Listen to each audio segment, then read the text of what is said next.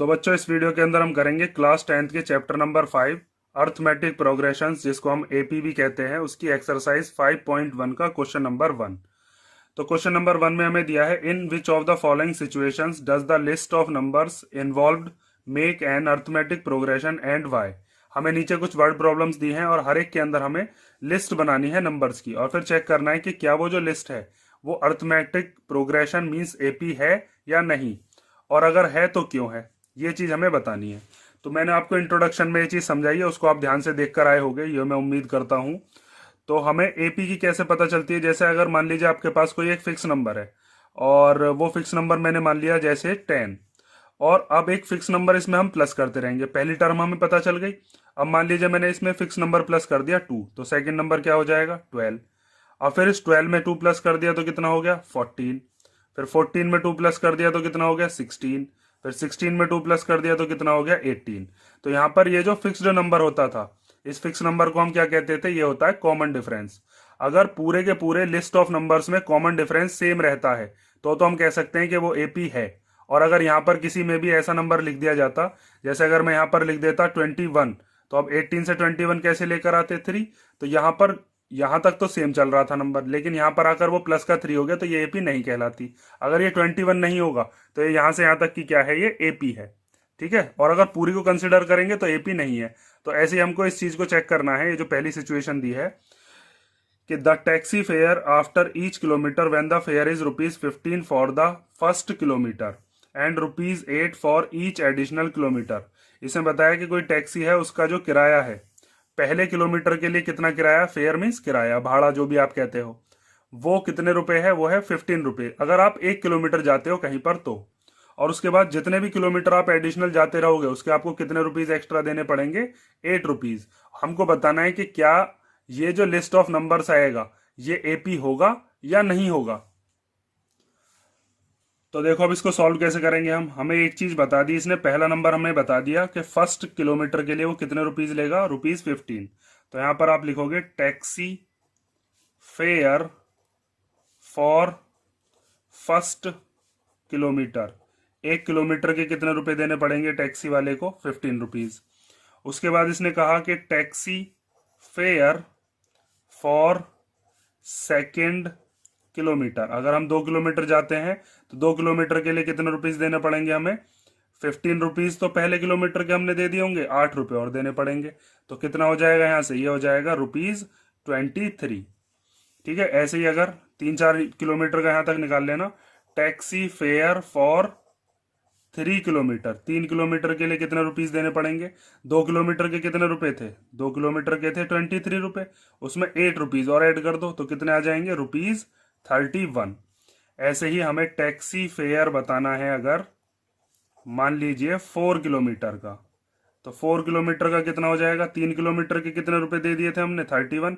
फिर हम कहने लगे टैक्सी वाले से कि भैया 1 किलोमीटर और ले चलो, तो 1 किलोमीटर के और 8 रुपीज दे दिए होंगे हमने, तो कितने रुपीज हो गए, 39। तो यहां से हमारी एक लिस्ट ऑफ नंबर्स बन गई। तो यहां पर आप लिख सकते हैं सीक्वेंस लिख लो या फिर लिस्ट ऑफ नंबर्स। तो हमारी लिस्ट ऑफ नंबर्स क्या है, लिस्ट ऑफ नंबर्स हमारे पास आई है 15 पहले किलोमीटर के, फिर 23, फिर 31, फिर 39, और इसी तरीके से आगे भी चलते रहेंगे जितने भी किलोमीटर हम आगे जाते रहेंगे।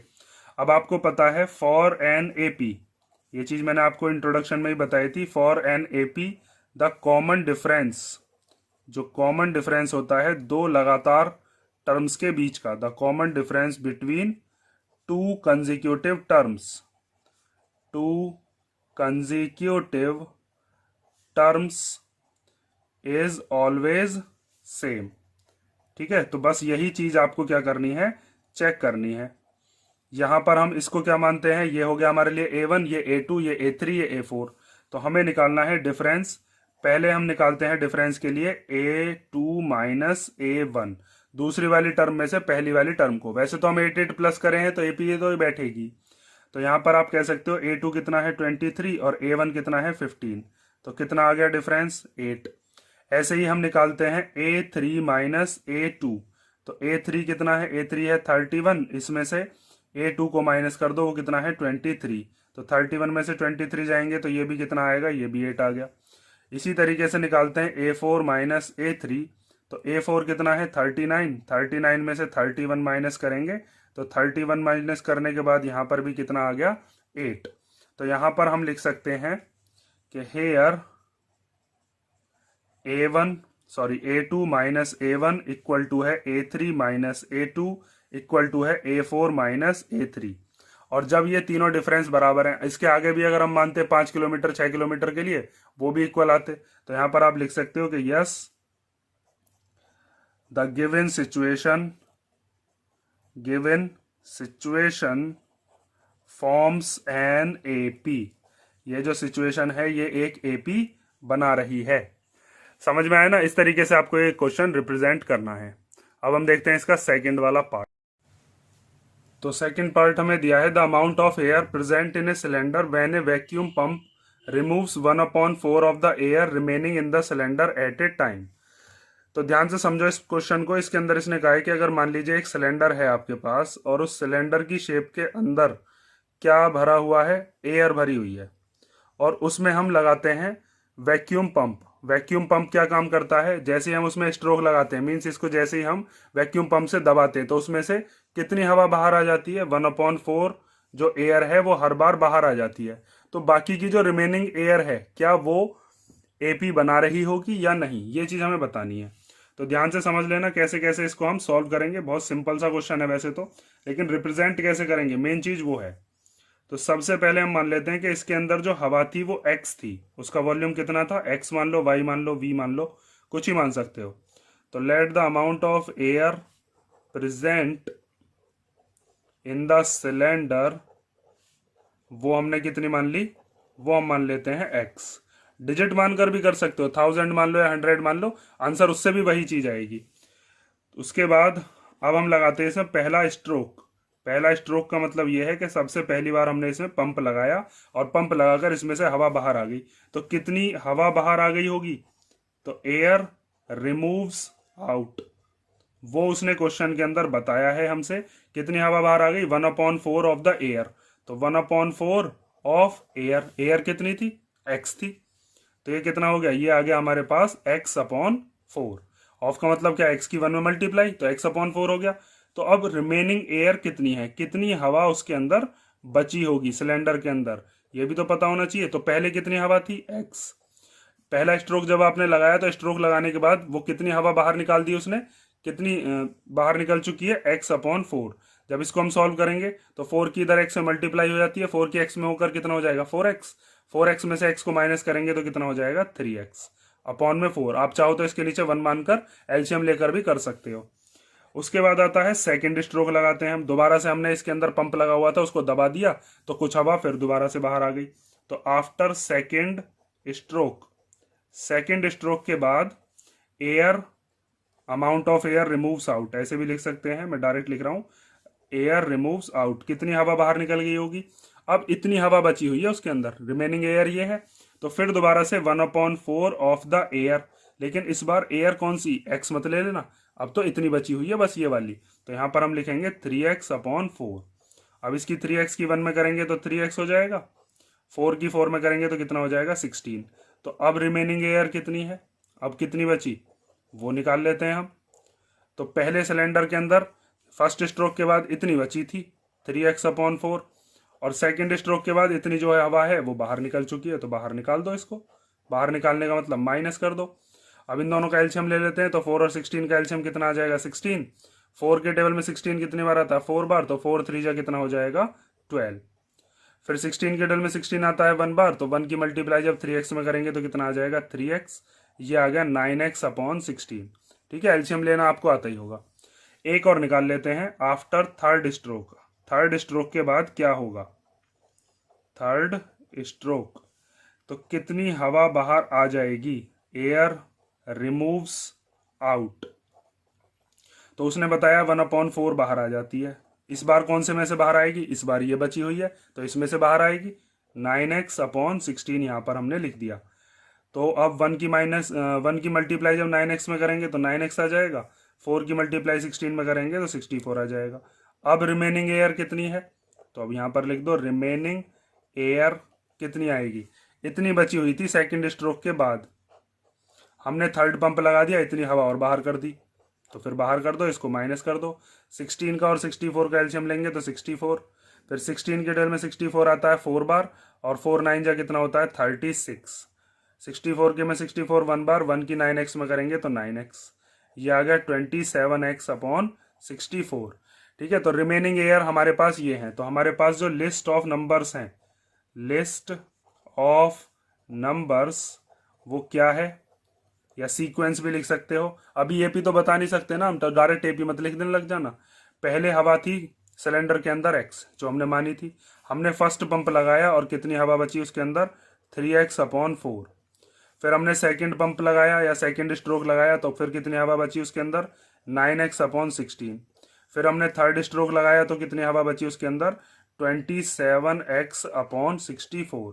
बस इसी से हमें पता चल जाएगा कि ये एपी है या फिर नहीं है। तो उसके लिए मैंने अभी आपको पिछले वाले क्वेश्चन में ही बताया था कि हमारे पास जब भी कोई एपी होगी तो उसके अंदर जो कॉमन डिफरेंस होगा वो हमेशा सेम होगा। तो आप ये वाली लाइन लिख कर दिखा सकते हो, for an AP the common difference between two consecutive terms is always same. ठीक है, मैं डायरेक्ट कर रहा हूं अब A2 minus A1, A3 minus A2 और A4 माइनस A3 निकाल कर देखते हैं कि क्या वो इक्वल आ रहा है या फिर नहीं। तो यहां पर अब हम निकालते हैं A2 माइनस A1।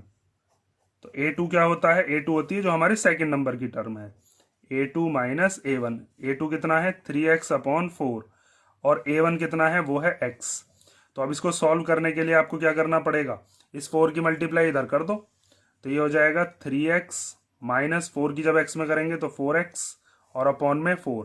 3x में से 4x को माइनस करेंगे तो कितना आएगा, ये आ जाएगा माइनस का x अपॉन 4।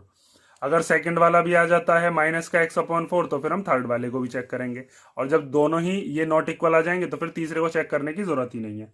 तो यहां पर अब हम निकालते हैं A3 माइनस A2। तो A3 कितना है, तीसरी टर्म कितनी दे रखी है 9x अपॉन 16। A2 कितना है 3x अपॉन 4। अब इसको सॉल्व कर लो, तो 16 और 4 का एलसीएम कितना आ जाएगा 16। 16 के टेबल में 16 1 बार, तो 1 की मल्टीप्लाई 9x में करेंगे तो 9x ही आ गया। 4 के टेबल में 16 कितनी बार आता है 4 बार, तो 4 3 जा कितना हो जाएगा 12x। 9x में से 12x गए तो कितने बचे, ये आएगा माइनस का 3x अपॉन 16। तो अब आपको तीसरा चेक करने की जरूरत ही नहीं है, क्योंकि जब शुरुआत के दो इक्वल नहीं आए तो तीसरा अगर इन दोनों में से किसी के इक्वल आ भी जाता है तब भी वो एपी नहीं कहलाएगी। तो आप लास्ट में क्या लिख दोगे कि here A2 minus A1 is not equal to A3 minus A2। तो so the given situation does not form an AP. बात समझ में आई ना। अब जैसे यहाँ पर आप चाहो तो इसमें, जैसे मैंने यहाँ पर x लिया है ना, तो आप चाहो तो इसके अंदर कोई डिजिट भी मान सकते हो। यहाँ पर आप मान लो 1000 मान लो, फिर यहाँ पर क्या रख दोगे 1000, 4 से उस 1000 को काटते रहना, और आपके पास जो भी नंबर आते रहेंगे उन नंबर्स को आप ऐसे ही 2 स्ट्रोक या 3 स्ट्रोक तक निकाल कर जब यहाँ पर डिफरेंस उनका निकालोगे तो डिफरेंस उनका इक्वल नहीं बैठेगा। ठीक है, ये हमने कर दिया x की हेल्प से।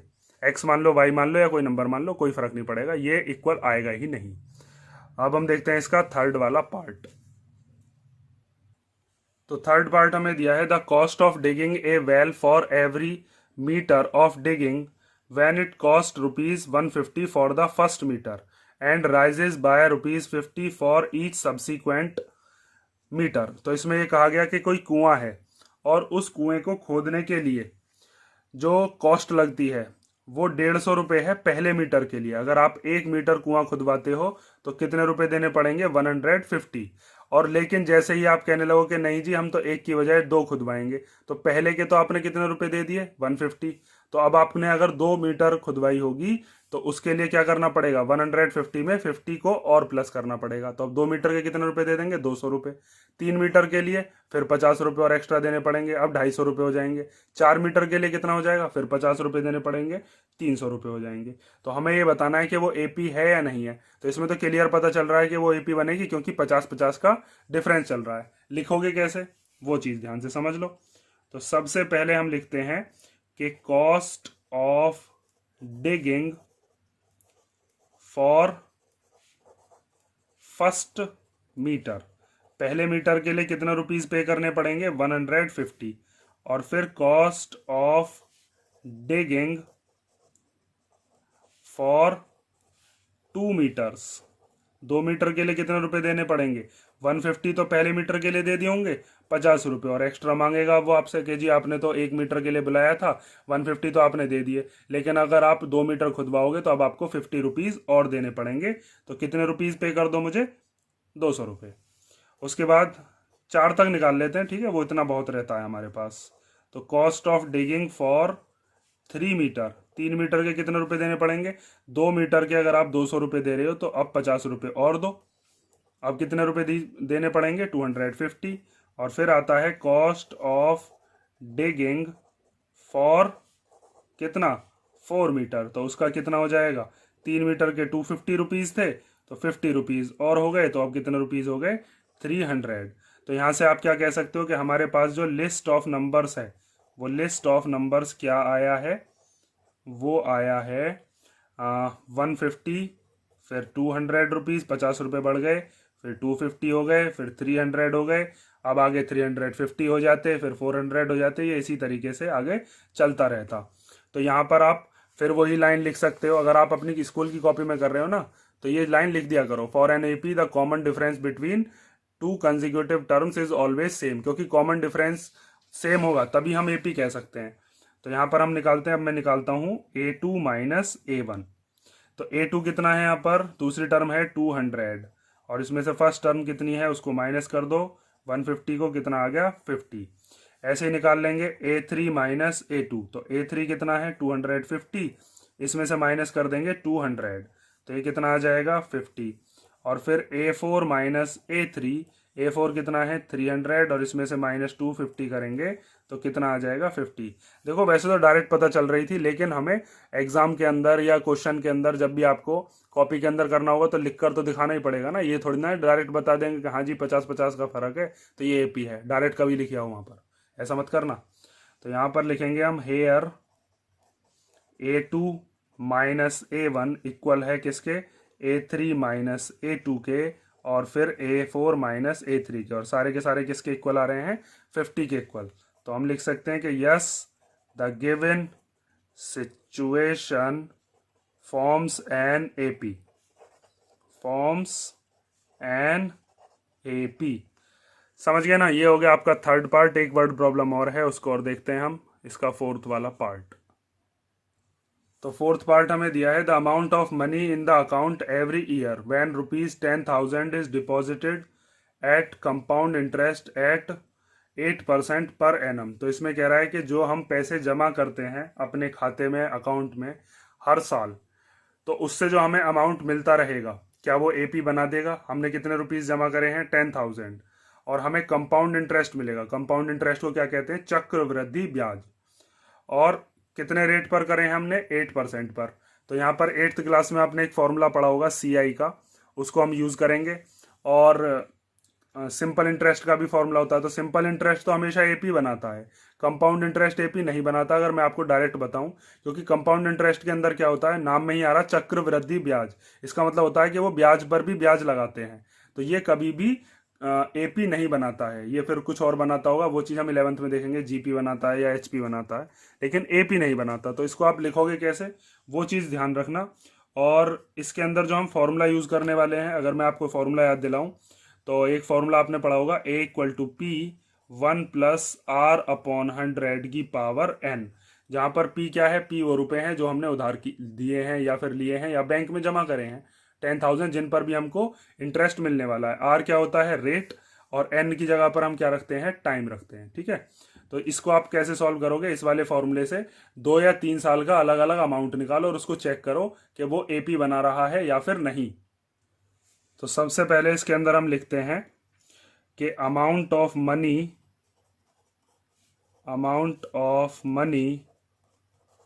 इन द अकाउंट इनिशियली, शुरुआत में जो अकाउंट के अंदर पैसे थे वो कितने थे ₹10,000। अब 1 साल के बाद ये रुपए कितने हो जाएंगे ब्याज लगने के बाद। तो आप यहां पर लिखाओगे कि amount of money in the account after 1 year, 1 साल के बाद। तो आपको क्या करना है, यहाँ पर n की जगह पर रख देना है 1। तो फॉर्मूला लिखते हैं P1 प्लस R अपॉन 100 की पावर n। तो P की जगह पर रख देंगे 10,000 रुपीज़, 1 प्लस रेट कितना दे रखा है 8%, अपॉन में लेते हैं 100 और पावर में कितना चढ़ा देंगे 1, क्योंकि अभी 1 साल की बात हो रही है। तो ये हो जाएगा 10,000, इस 100 की इधर मल्टीप्लाई करोगे तो 100 बन जाए 100 और 8 कितने हो जाएंगे 108 अपॉन 100 और पावर 1 है, मीन्स एक बार ही लिखना है। तो 2 जीरो से 2 जीरो कैंसिल हो गई, तो ये कितना आ जाएगा 108 की 1 में करेंगे तो 108 और 2 जीरो एज इट इज आ गई। मतलब 1 साल के बाद उसमें कितने रुपए हो जाएंगे अकाउंट के अंदर 10,800। 1 साल का और निकालते हैं। तो यहाँ पर आप लिखोगे amount of the money in the account after second year, 2 साल में अकाउंट के अंदर कितने रुपए हो जाएंगे। फॉर्मूला तो वही रहेगा 1 प्लस R अपॉन 100 की पावर n, लेकिन इस बार n की जगह पर क्या रख देंगे 2।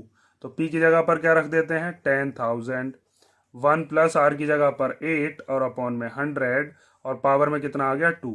इसकी इधर मल्टीप्लाई ये वाला प्लस, तो ये हो जाएगा 10,000 इंटू 108 अपॉन 100 और 108 अपॉन 100।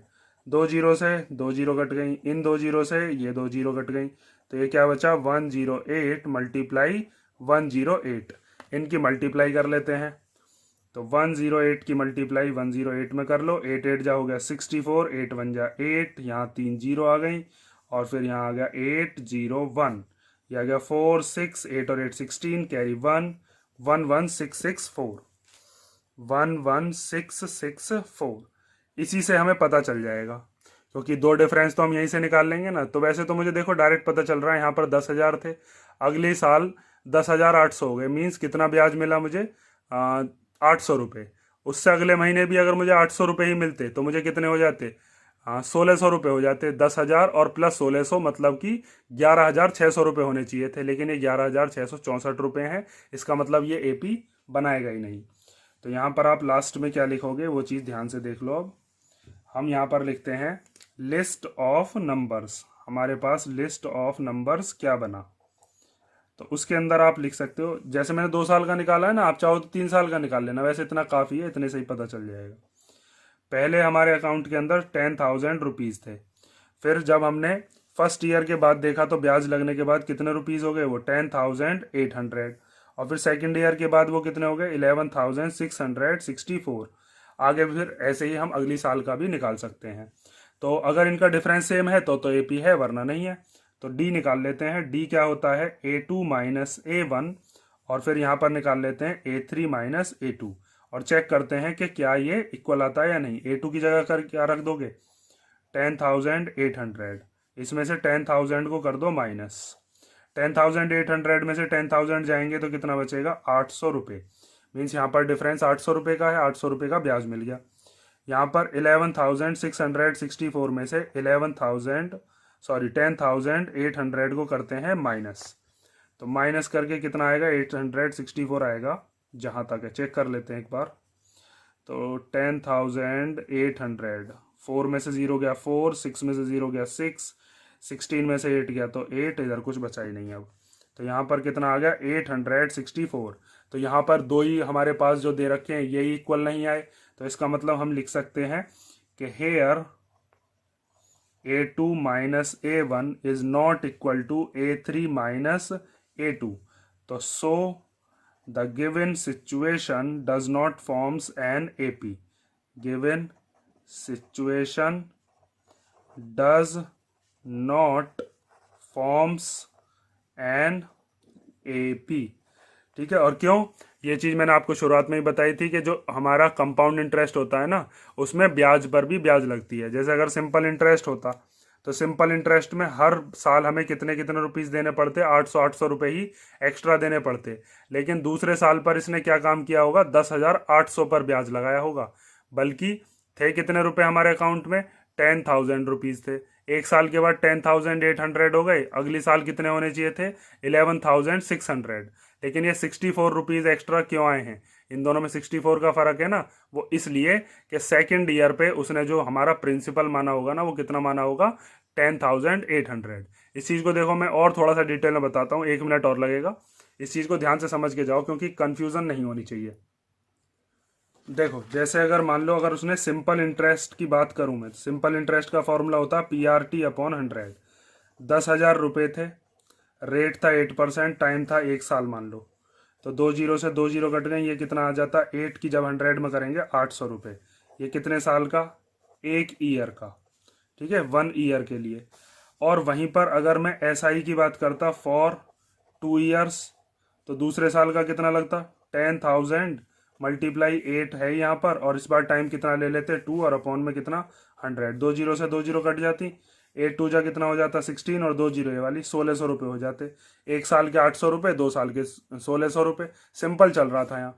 लेकिन कंपाउंड इंटरेस्ट में क्या होता है, जैसे पहले साल का तो यही आएगा, पहले साल का ये हो गया। अब सेकेंड ईयर के लिए उसने क्या काम किया होगा?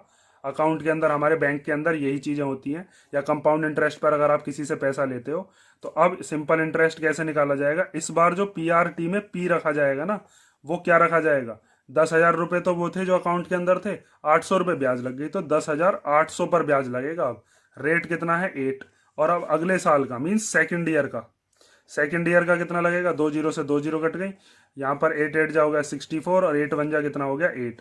तो सेकेंड ईयर पर इतना रुपए का ब्याज लगेगा। पहले साल का तो इतना ही रहेगा, लेकिन सेकेंड का इतना। तो अब टोटल मिलाकर कितना हो जाएगा? पहले साल के 800 रुपये, दूसरे साल के 864 रुपये, टोटल मिलाकर 1,664 रुपये। तो वही चीज़ तो आ रही थी यहाँ पर, 1,664 और प्लस 10,000। समझ में आई ना बात? अगर सिंपल इंटरेस्ट पे लेते हैं तो 800 प्लस 800 1,600, लेकिन अगर हम कंपाउंड इंटरेस्ट पर लेते हैं तो पहले साल तो 800 ही रहेंगे, लेकिन दूसरे साल पर 864 रुपये हमें मिलेंगे, या उधार अगर हमने किसी को दिए होंगे तो उससे हमें इतने रुपए वापस मिलेंगे। तो कंपाउंड इंटरेस्ट जो होता है उसमें ब्याज पर भी ब्याज लगती है, खतरनाक होता है ये। ठीक है, तो उसके बाद अब हम सेकंड क्वेश्चन या उसके आगे के जितने भी क्वेश्चन हैं वो नेक्स्ट वीडियो में करेंगे। इनको ध्यान से कर लो, किसी क्वेश्चन में अब भी कोई डाउट लगे तो कमेंट करके पूछ लेना।